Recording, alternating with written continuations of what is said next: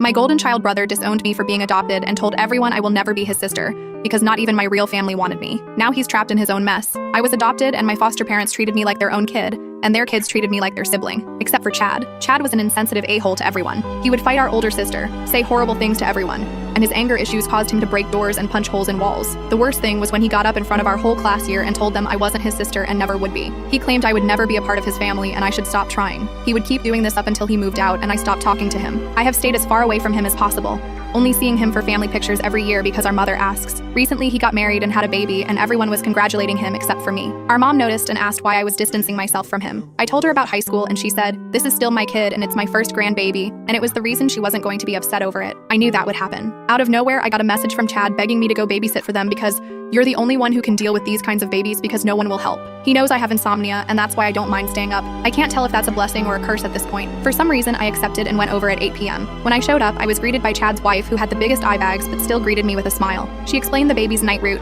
feedings, and said they would be home around 12:30 at most. After this, Chad showed up, looked at me for over a minute and gave me a small wave, then left the house. His wife followed and told me to call or text if I needed anything. For a minute, I was just stunned, but went to take care of the baby. He was fine the whole time, and then 12:30 p.m. rolled around, but they weren't home. I decided to wait, and then ended up texting them at 1 asking where they were. I got no reply from either of them. They finally showed up at 3 in the morning. I'm livid at this point. They walked into the living room and told them I was waiting for their response. Chad's wife said, "Oh, Chad said it was fine and that it would only be an hour more." I cut her off to say, "It's fine, whatever the baby's sleeping." I thought I could walk out of there with my head held high, but when I walked past Chad, I blurted out, "So you aren't going to say anything to me after I looked after your kid for 7 hours?" He snorted at me and was like, "No, my wife is the one who talked me into this." Pissed off, I said, "So this wasn't a way to apologize for high school or all those other times you outcast me from the family? Because I was under the impression that you'd want to patch things up." He snapped back, "Why should I apologize? Nothing from high school has changed. You really do need to just grow up and understand that me and my wife aren't going to cater to you like mom and dad did because you're adopted. You ain't our family and you won't ever be." I turned to his wife and told her she married a disgusting piece of crap, and if he continues to act this way, his son will grow up to hate him too. One day, she'll resent him for what he is, and she'll only have herself to blame. Chad got angry and said I had no right to talk to her like that when not even my real family wanted me. I reminded him that his wife also has an adopted sister, and told her that if this was the way he spoke about me, then what did she think he was saying about her sister? He surely wasn't treating her like a princess.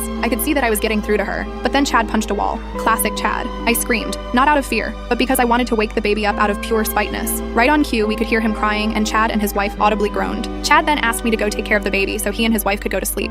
I told him like hell and gave him the middle finger before leaving and slamming the door. From another relative, I heard that they had a big argument and his wife is currently staying with her parents. Her parents also had a change of heart towards him. Now he's claiming that I made him say that on purpose, which is ridiculous. I smell a divorce in the future.